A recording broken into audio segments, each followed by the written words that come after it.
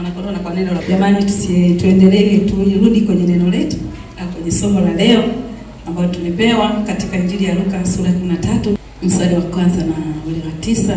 Wakati huo huo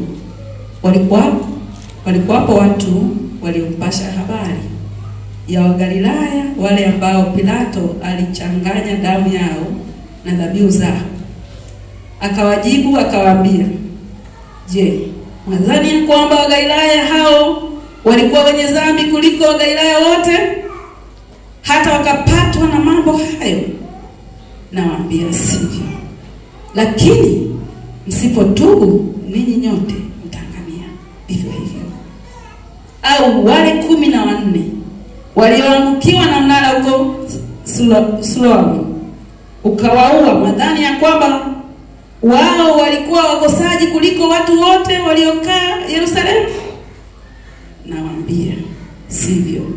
Lakini msipotubu ninyi nyote mtaangamia vivyo hivyo. Akanena mfano huu. Mtu mmoja alikuwa na mtini umepandwa katika shamba lake la mzabibu. Akaenda akitafuta matunda juu yake asipate.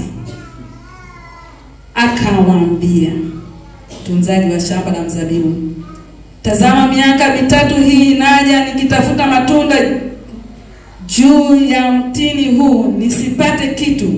Ukate, mbona hata nchi unayaharibu?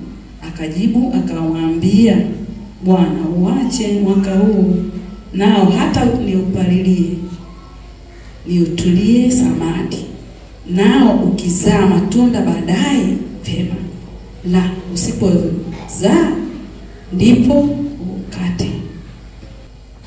Neno kuu ambalo tumepewa katika siku ya leo linasema mtafuteni Bwana maadamu anapatikana.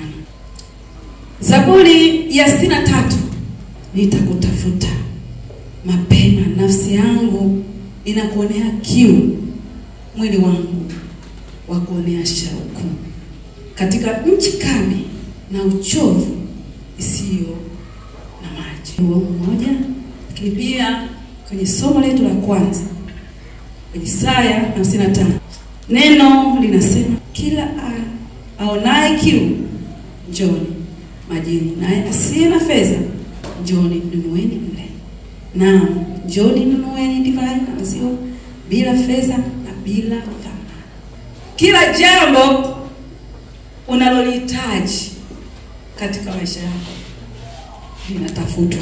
Kila jambo unalolihitaji, kazi utatafuta, ukihitaji mke utatafuta, ukihitaji chochote kile unaweza kutafuta.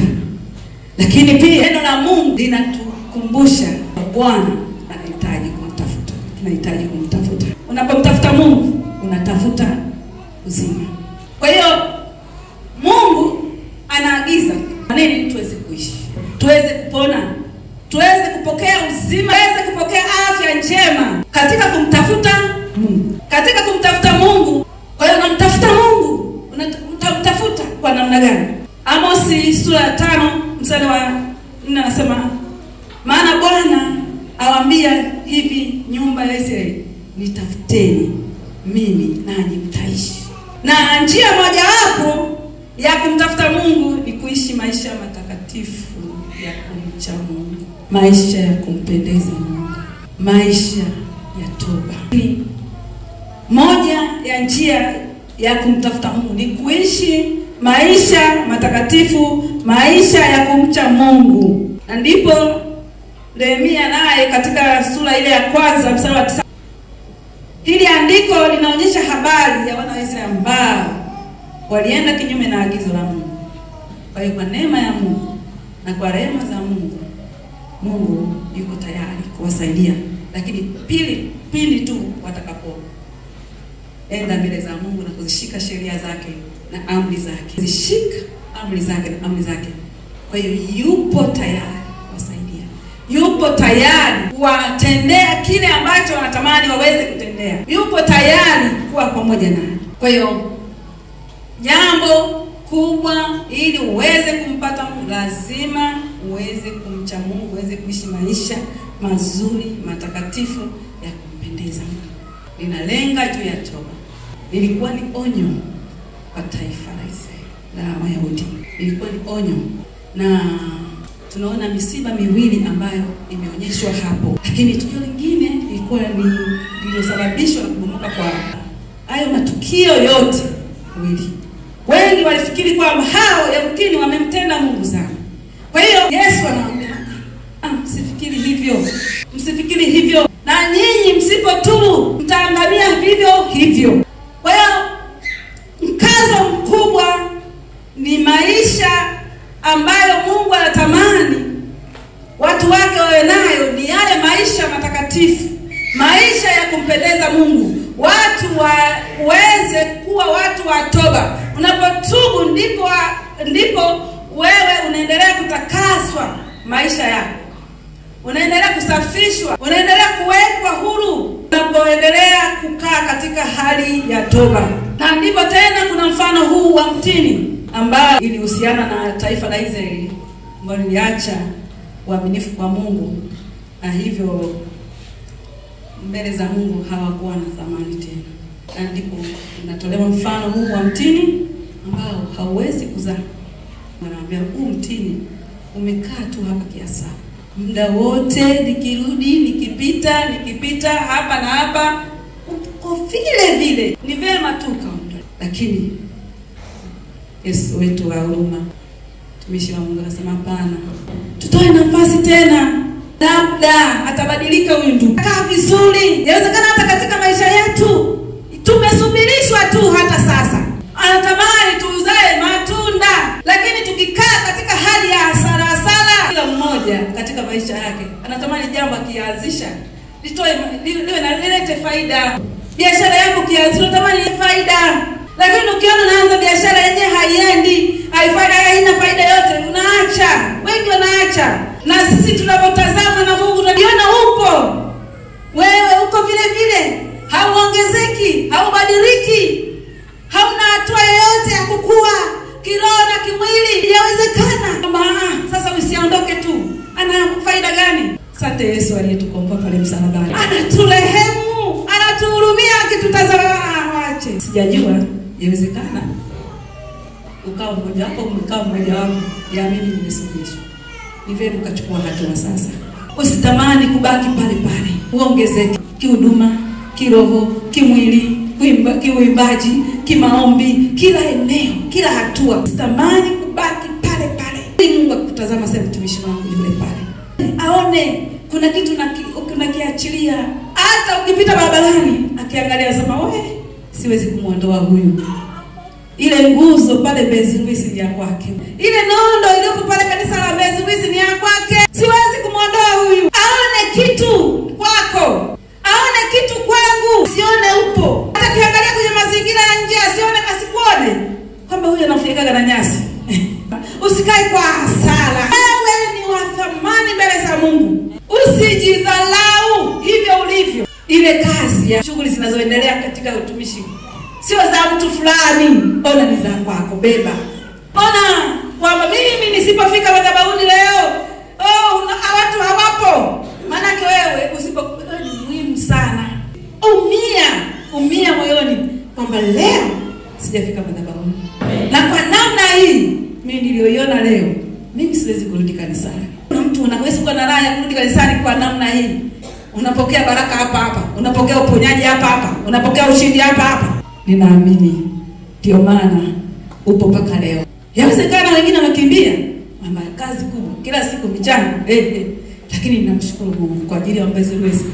Wanasema mna furaha katika kumtolea Bwana. Mnatoa kwa ushindi. Na ndipo baraka zitawajia. Kwa hiyo Mungu anatutazamaje sisi? Tupo miongoni mwa wale wanaopaliliwa? Sijui. Kila mmoja endelee kutafakari maisha yake. Chunguza mwenyewe, kwa sababu wewe na mimi ndio najua mahusiano yangu mimi na Mungu yamekaaje. Mungu wetu ni Mungu wa rehema.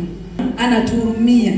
Toba inaweza kumfanya Mungu aachilie rehema, aachilie msamaha juu ya watu wake. Soma Mithali 28:13. Lakini toba ni ufunguo pia.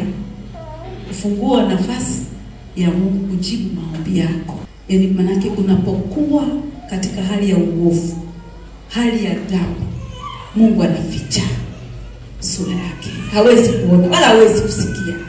Kwa hiyo lakini toba ni ufunguo. Lakini pia kunaweza kumfanya Mungu aachilie uponyaji. Tunaweza tukapitishwa kwa sababu ya hali fulani.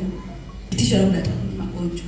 Lakini kupitia toba Mungu anaweza kuachilia hiyo shida. Kwa hiyo wakati fulani unapopatwa na gonjwa au unapopatwa na shida yote ya mwili, usikimbie tu kuomba, omba toba.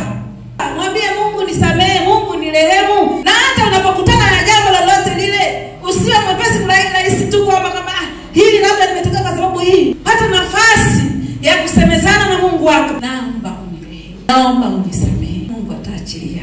Lakini pia inaweza kusaidia toba kukurejeshea vyote vilivyokuwa vimetekwa kutokana na dhambi, kutokana na maovu yale. Mengine Mungu anaweza kurejeshea. Akaamua kurejeshea baraka zako, kurejeshea yale mafanikio yako. Maana Biblia inasema utafute kwanza ufalme wake na haki yake, na hayo mengine yatafuata. Inawezekana nimetanguliza vya kwangu kama jinsi Mungu anavyosema kwamba tafute kwanza ufalme na mengine yatafuata. Inawezekana nimetafuta vya kwangu.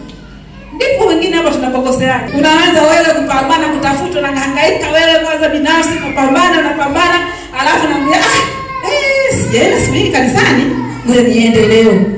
Ngoja kwanza. Sasa nitachukua shilingi 1000 ngapi? Sadaka inatosha. Leo nione kidogo. Wenzangu atashinda kuja kuniona siku hiyo nikipata shida. Lakini toba pia inaweza kuamsha upya nguvu ya roho Mungu. Maana toba unakufanya toba, maana anakuamsha upya roho, yaani ile nguvu ya kiroho inaendelea kujengeka ndani ya nafsi yako. Kwa hiyo nguvu ya kiroho inaweza kujengeka kanisani, nguvu ya kiroho ikajengeka kwa mtu binafsi, nguvu ya kiroho hata kwa taifa kwa ujumla. Ndio maana wakati fulani tunasema taifa haya mambo tumetembea nayo yamekithiri sana, hebu tuende kwenye toba. Taifa linapoingia kwenye toba, Mungu anaenda kuonekana. Hata kanisa kuna mambo mengi yanakwenda sivyo katika kanisa la Mungu. Kiona mambo kama haya yanaenda tofauti, kanisa linaenda tofauti, nenda mbele za Mungu kwa toba. Mwambie Mungu kwa ajili ya kanisa, omba kwa ajili ya kanisa, ili nguvu ya Mungu iendelee kujidhihirisha ndani ya kanisa lako. Kwa hiyo tuone namna gani tunaenda mbele za Mungu kwa njia ya toba. Tunahitaji toba sisi sote kwa pamoja. Na hata kama unamuona ni jirani yako, ni rafiki yako, ni ndugu wako wa karibu, anapitia jambo fulani, usiishie kumsema, nenda omba kwa ajili yake.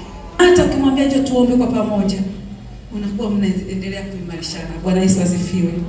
Omba kwa pamoja, mwambie tushirikiane katika hili, tuombe kwa pamoja. Mungu anaachilia. Mungu ni wetu, ni Mungu mwema, ni Mungu wa msamaha kweli, ni Mungu anaturehemu kweli. Anasema Mungu hapendi mtu yote apotee, kila mmoja afikirie toba. Wakati huo anasema hata kifo cha mtu mwenye dhambi akifurahi. Amemuumba kwa gharama zote.